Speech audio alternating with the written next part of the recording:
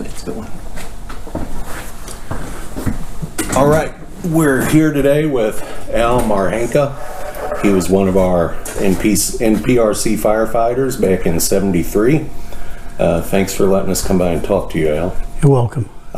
First thing we ask people is, where were you born? When were you born? I was born in St. Louis County in 1937, September 24.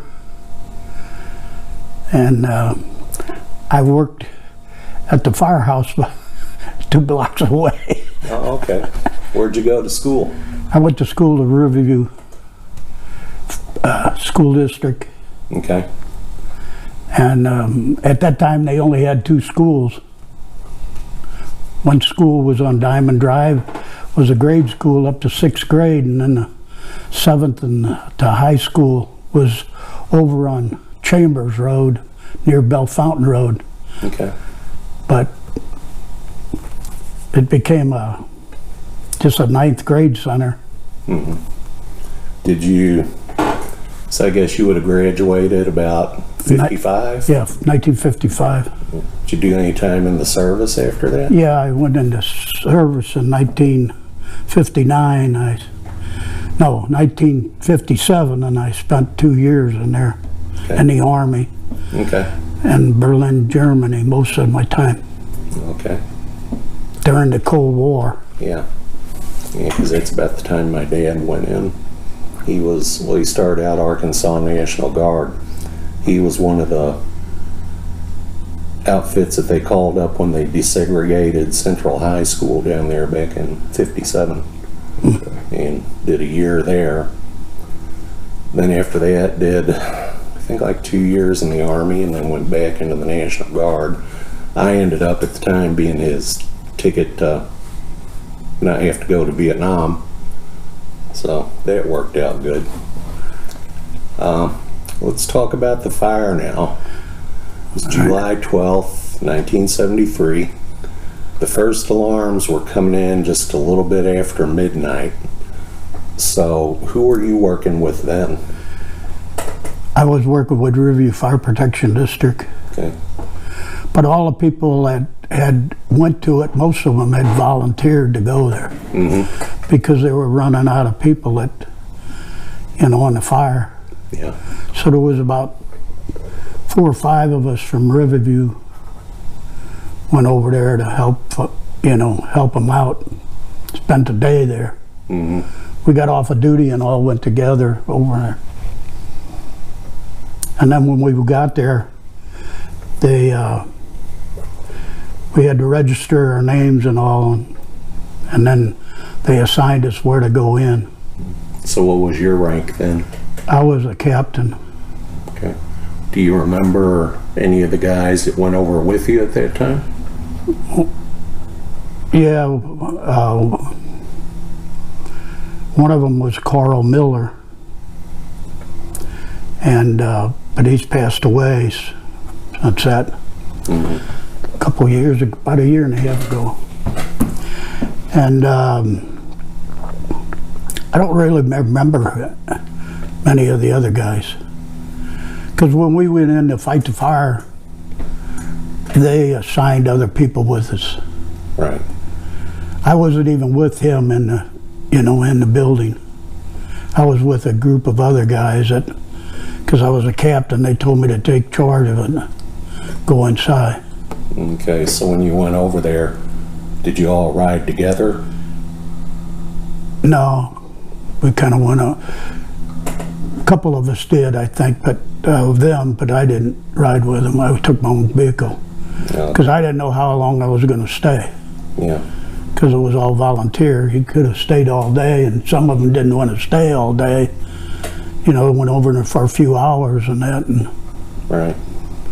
But I stayed most of the day there. Did anybody go over then in one of Riverview's trucks or any of their vehicles? No. Okay. So when you got there then, well, what was your impression?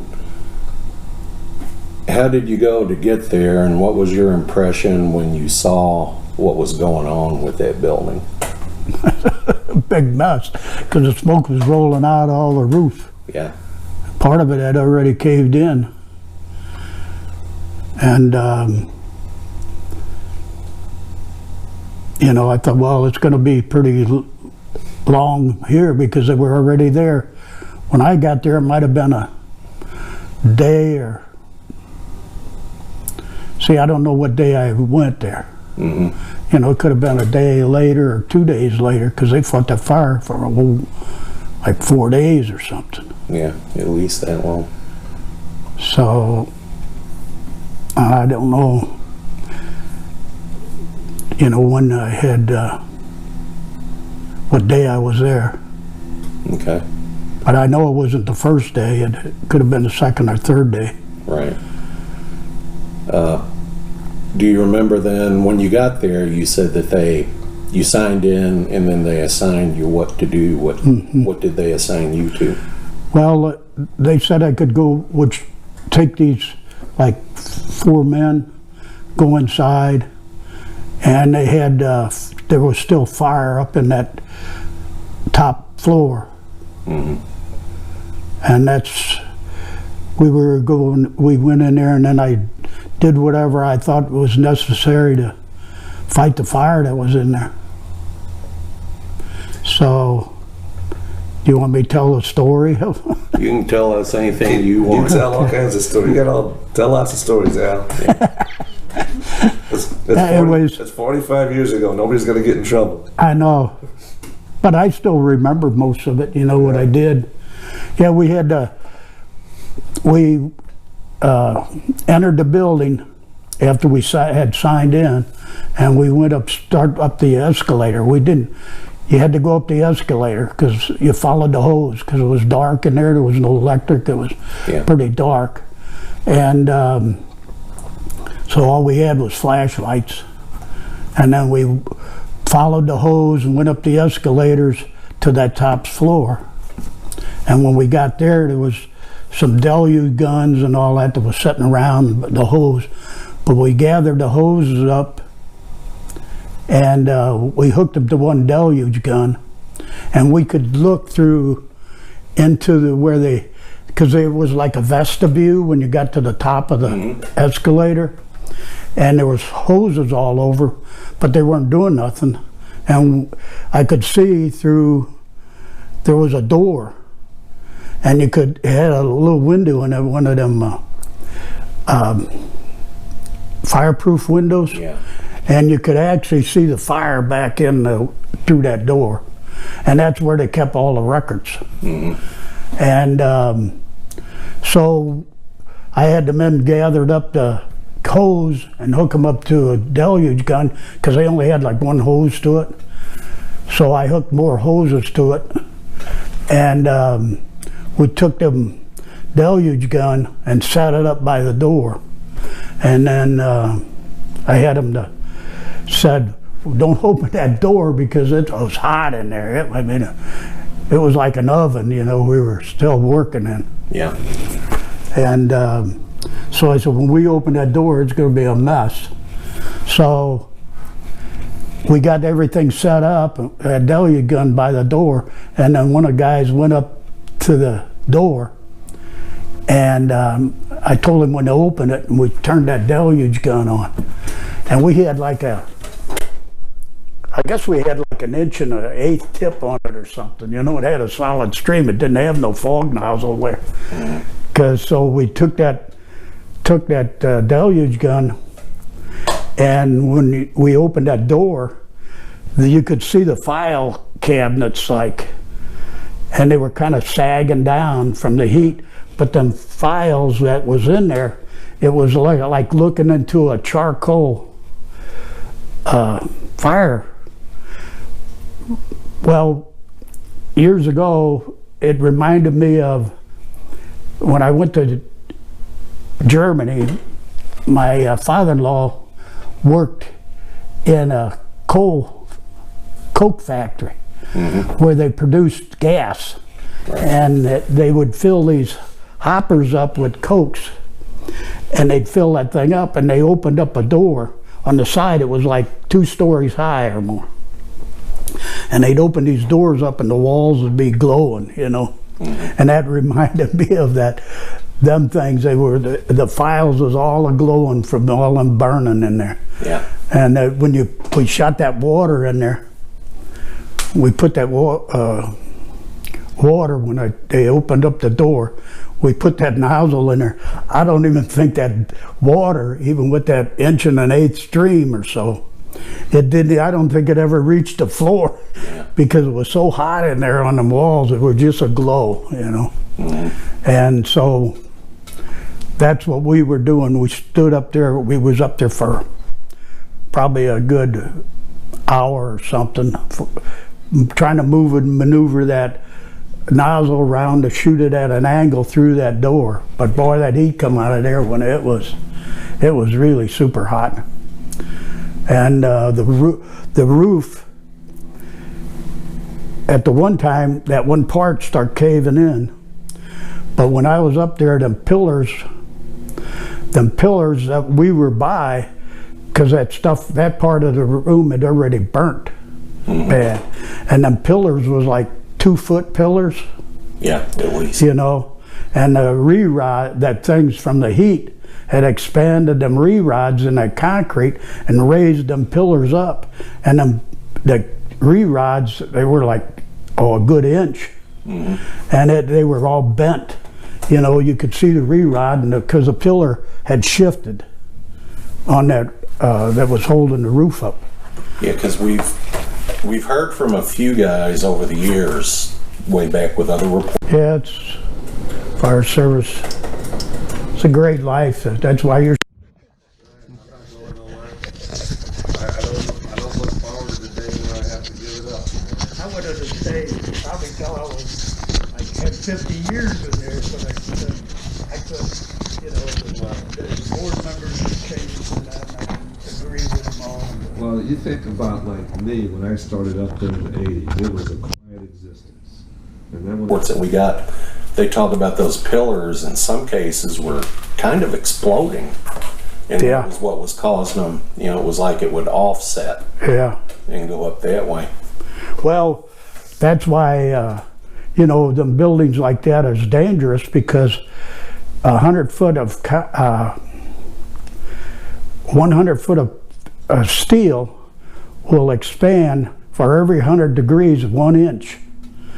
So if you get 5 inches of heat, 500 degrees of heat, and you know, it can build up to 1,000 degrees, you could expand that stuff 100 foot of steel will expand 10 up to 10 inches, you know, with 1,000 degrees of heat. And the bad of his buildings is the walls, on the bar joists, and that comes off the edges of the building. That's why you get building collapse on the roofs. Yeah. And the same way them re-rods was inside that concrete, and they had to expand, and they just tore that concrete all apart, and they just shifted them things because the re-rods had bent, you know, on them pillars, was holding the roof and all that up, all them bar joists. That's why the roof collapsed. So then the rebar is going to expand more lengthwise than it is width? Diameter. Okay. Yeah, so if they'd been, say there was 12 foot or 15 foot, you know, and you had 1,000 degrees of temperature there, they expanded 3 or 4 inches. Because they were, you know, the length of them wasn't like the bar joists, but the bar joists is what's dangerous in them buildings, because they sit on the wall and they expand, push the walls out, and then when they cool off, they contract, and they don't hang on the wall. Sometimes they contract on the one end, and the whole building, the roof comes in on them. Okay. That's why they wound up collapse. That was dangerous in that building too, and that's why some of the roof had caved in when they put the cold water on there, because that was a top floor. You know, that was a roof floor. Okay. It was on fire. So once they hit it with water, it started contracting. Right, and contracting, and that's why the roof came in. And that's what was dangerous in that building, having people in there. But That's part of the job, you know, fighting a fire. But that's was my kind of observation of it. It was a dangerous and hot area, but we finally put them files out. Took us a long time. Yeah. Do you guys have SCBAs on at all? No, No? we didn't have any masks. Rubber coats and boots. No, I had a Nomex coat on then. I think they bought them for us, because I think that I've still got that one, a red one. Because if you were a captain, you had a red one. If you were a private, you had the black one. So I had a red one. I still got that thing. So you called it Nomex? Yeah, Nomex coats. Okay. What's They're fire. material-wise? Yeah, that material's called Nomex. It's fire resistant. Well, when they first come out, they had the rubber coats. When I first come on, them things was hot. You know, they didn't breathe at all. So they said, well, we'll get these ducks made out of cotton duck material. Okay. With a treated. But they were all hot. They were heavy too, because they were heavy material. Well, then they come out with that Nomex, and then we got them Nomex coats. They were lighter weight, but they still leaked. But them duck, they leaked. They had to have you had a wool liner in them though for winter time, you know, to flip in and out. But it had a barrier too in it. But then the Nomex came out with a coat that had a barrier too. Okay. The Nomex was heat resistant, but the inner part wasn't really fire resistant. So it had to have a liner too. So you had to have 3 liners in your coat. You had the outer shell, the inner shell, and then the insulated shell. Okay. Now you said when you went up to the 6th floor, you went up with 4 or 5 other guys? Yeah. Do you remember names on any of them? No. They were from other departments. Okay. And then, because I can still visualize that spot up there in my head, you talked about seeing the fire through a door. Do you remember, because there's quite a few doors right there in each one of those little vestibules, which one? First off, do you remember, did you go in the back or the front of the building? Went in the front. Okay. So you come up that escalator, and when you get off that escalator, there's, at least there was when I worked there, a set of double doors like right ahead of you that had windows in them. Well, when I got up there, when I went up there, I don't remember them doors going through them. I remember there was an area that was open, and then this door, when I got off the escalator, it was off to the right. Okay. And it was towards the back of the building, I guess. Yeah. And that's where that door was. Yeah. The rest of it was the roof was in on the one part towards the left of us, and the other part, the roof wasn't in on the right. Yeah. But then this was, when we got, you know, to the right of the escalator is where that door was. And the files was all back in there. Yep. Did you guys make it through the door at all? Or did you just have the deluge gun? Yeah, we set the deluge gun and worked that thing around and moved it. We were there an hour or more. I don't remember how long it was even, but we were there pretty long. Because it was hot. Yeah. It was like going into a charcoal fire pit. With no mask? No mask.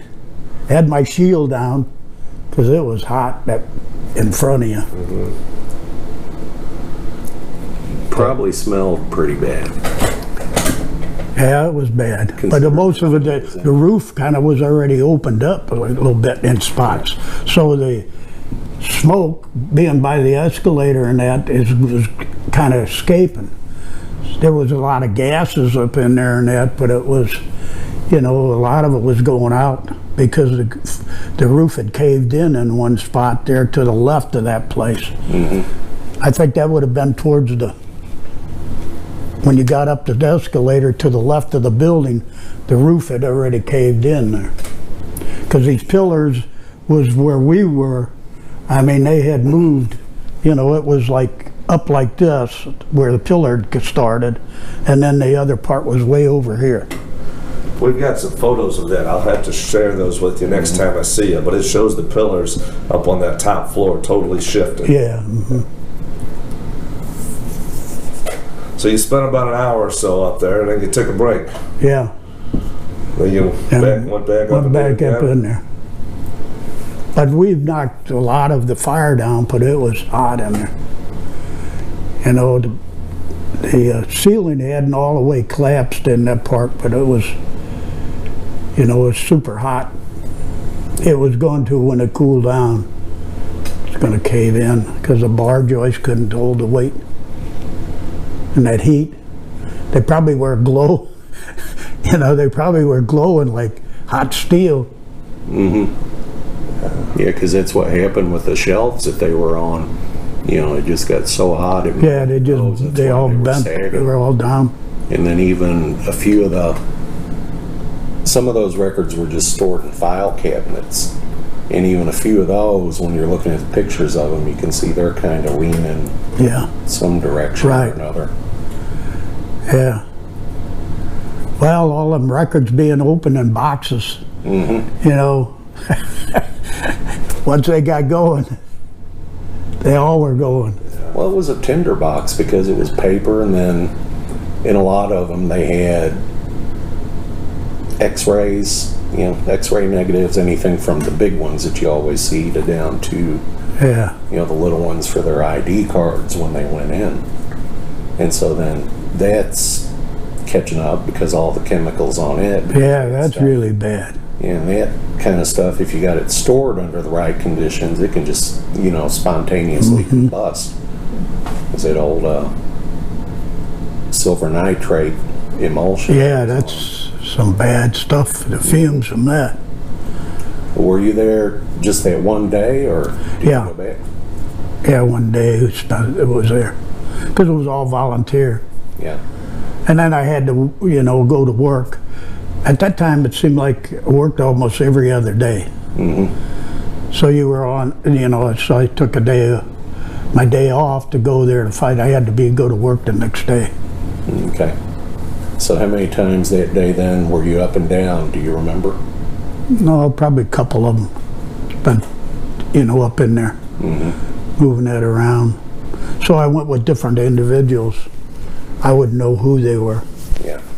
Even what departments they were, because they're too far away, you know, from our area, so you don't know anybody over that area. Right. Because by Olivet there, you know, who knows anybody. I knew people afterwards when I became chief in that, because I got associated with going around more, but when you're a firefighter and that, you know, you don't know anybody that well in other departments. Yeah. So you guys then, you just kind of propped that door open, got the gun up there and moved it around different positions to try to do what you could with it. Right, to extinguish the fire, because it was hot. Yeah. So we know that afterwards they would hire firefighters, paid them pretty good for at the time to stand just fire watch there on their off hours. Did you do any of that? no, I never even got paid for the time that I was there. You know, they said sign this paper so we know who's went there, so you get paid for it. I never got nothing. The government reimbursed the different departments, and I saw that Spanish Lake got reimbursed for $54. Did they? Yeah. I didn't get reimbursed for nothing. Yeah. So probably sent 5 guys out, and they maybe got, well, that probably paid for some damaged equipment or something that they had. That was probably about it. Yeah. Too bad you can't find a good lawyer and collect it plus interest. No doubt, no doubt. Yeah, I was there all afternoon. Went there after work. Yeah. Get off at 8 o'clock, got there probably around 10. At night? No, in the morning. Morning. Okay. And spend all day, most of the day there till probably 5 o'clock or 6. Because they had to go to work the next day. So you were on duty the day before. Do you remember hearing up at Riverview on the radio, listening to the radio and everything going on? Yeah. So you guys kind of knew what was... We knew that it was a bad fire. Uh-huh. You know, because of the talking back and forth. But yeah, it was a bad situation there, and they needed help. You know, that's why nobody was manning them hoses when we got there. They didn't have enough manpower. Yeah. They were just laying there idle. So they were running all those hoses up from the ground floor, just up the escalators. Yeah. Okay. Yeah, it was a mess because you didn't know whose truck that was hooked to. You know, give me some more water here. Who is it? Who's running this thing? There was hoses all over. We just took those hoses that were full of water and hooked them onto had nozzles on some of them, and we hooked them to that deluge gun. Yeah.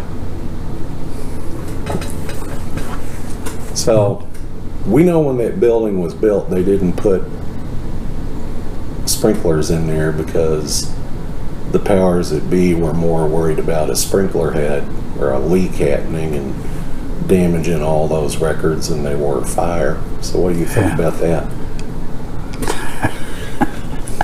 That's a bummer. You know, that was bad thinking. Because back then they even had halogen, sprinklers, which are like CO2, similar to them. Yeah. But they didn't have nothing. So, but years ago, build a building, like that, years ago, they didn't have the codes they got today. And back later on, that's where they start figuring out, better do something about some of them. Yeah. From fires like that. Well, the new one has sprinklers in it. Yeah. Yes. And they do occasionally leak. But it's like I tell my wife every time she brings something up that's going on there, I'm like, I got 2 words for you. Low bit. Yeah. Yeah,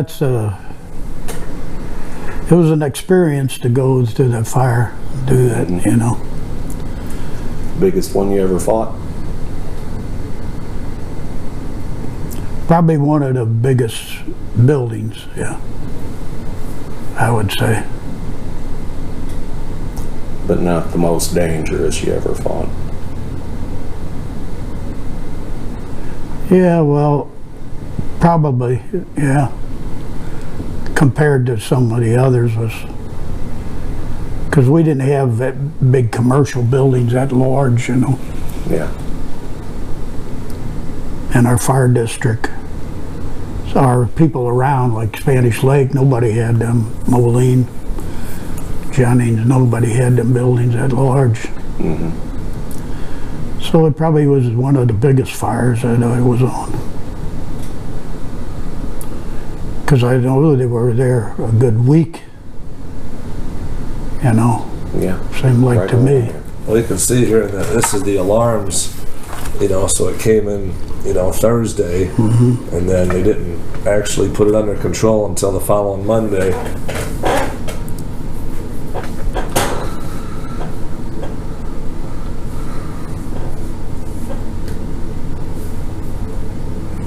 Yeah, that should have been a 10-alarm fire. Here they didn't have a 4th or 6th. No, exactly.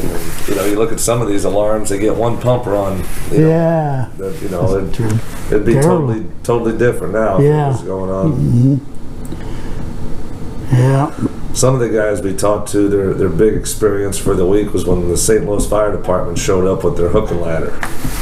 Because there was no mutual aid back then. Yeah. And a couple days into it, they finally called a Yeah. city hook and ladder out there. And some of the guys just thought, wow, St. Louis is here with their hook and ladder. It's a Yeah. big deal, you know? Yeah, one ladder. Yeah. What is that on a building like that? Yeah, yeah.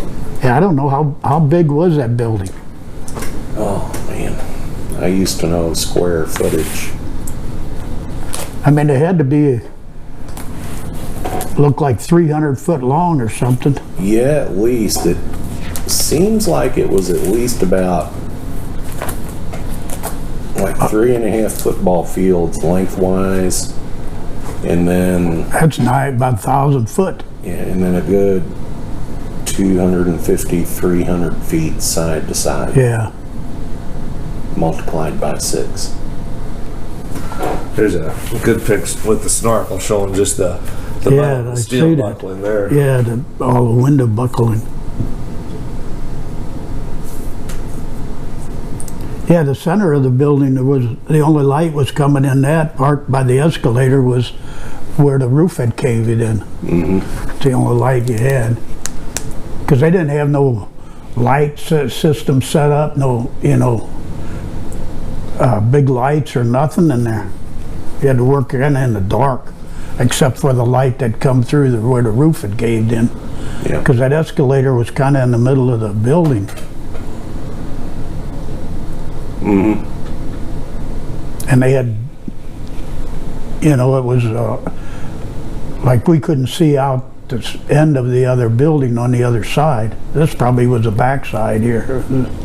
Is this the back I'm side? not sure. Let's see one of the other ones where it kind of shows. Yeah, this one here is a pretty good shot of it. Yeah, because that first one was backside. And, well, the first one. Yeah, this is the front side. That was the loading dock Okay. area. That one, that's the back parking lot. So it's like if you were standing. Yeah, that had to be the back side of that building, because these windows aren't, the framings are still straight. Mm-hmm. Yeah, because if you're standing there looking at the. Yeah, that had to be. entrance to the building, that loading dock area was around the corner to your left. Okay. So, yeah. Yeah, so that had to be, because these are all straight here.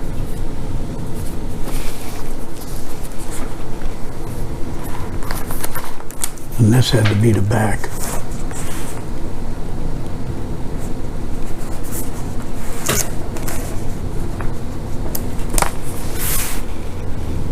Yeah, and all the windows are out here. These are still intact, Okay. but this is all.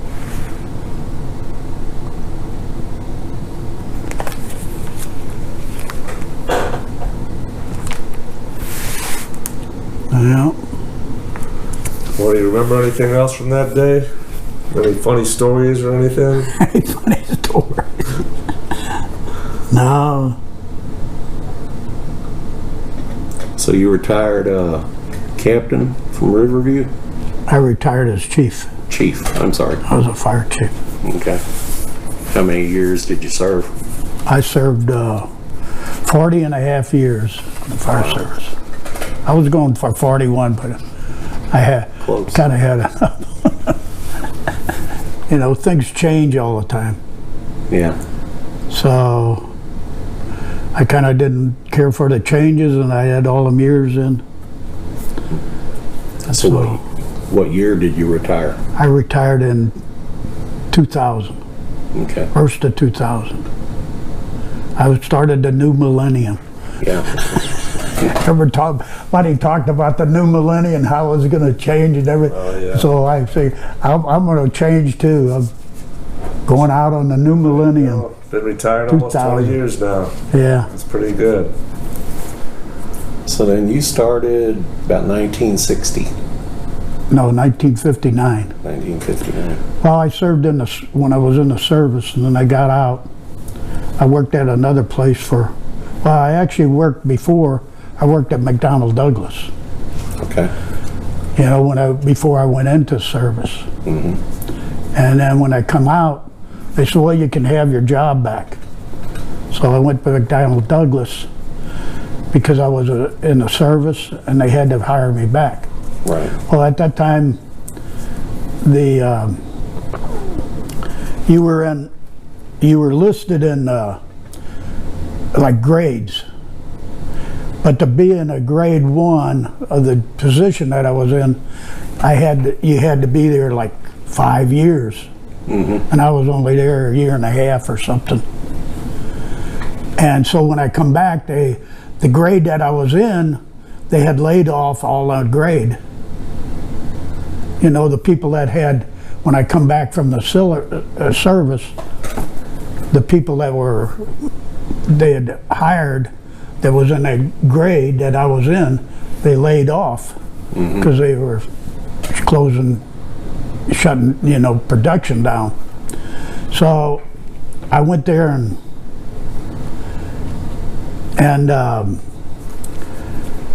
they said, well, they didn't put me back with the position that I was in because they didn't have that position.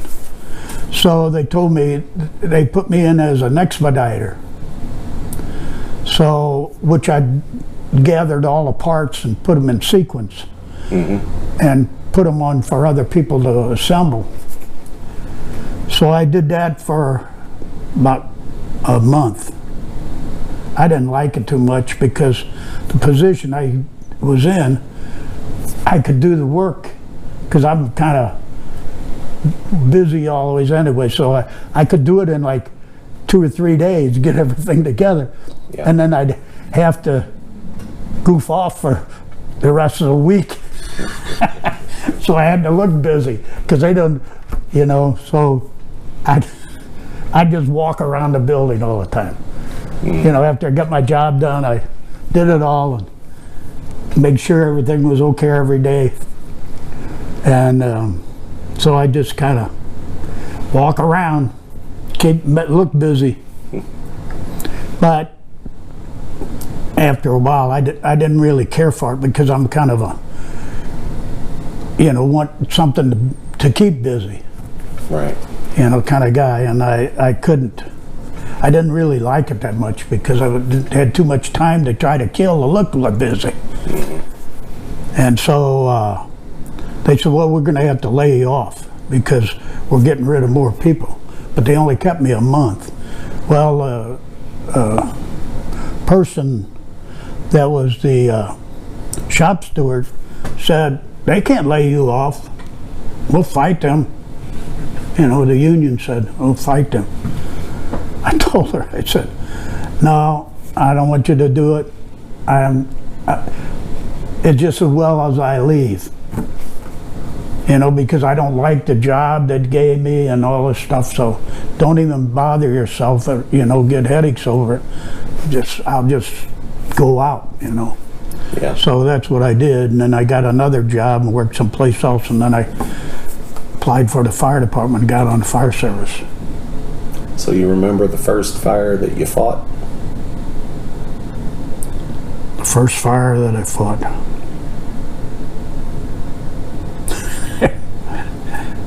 Probably not. I never thought about it that much. So 1959 at Riverview. Yeah. What was the Riverview Fire District like in 1959? Well, we had 3 firehouses and 21 men. You had to work every other day. You was always at the firehouse at 8 o'clock. Yeah.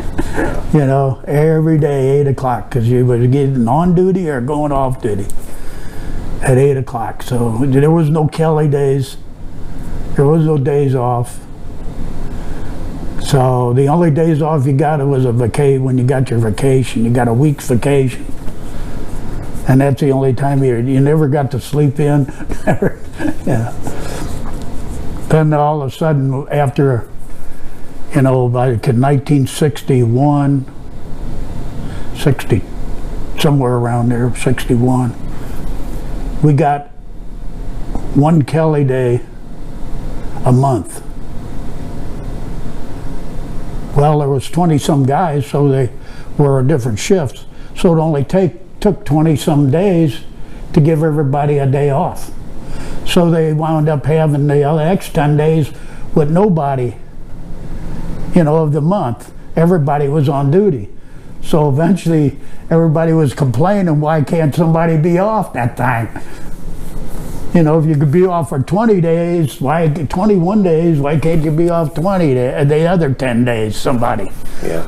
So then we talked them into doing that. That took another 6 months, a year or more to get them to give us an extra, So then you got 1.5 days off a month.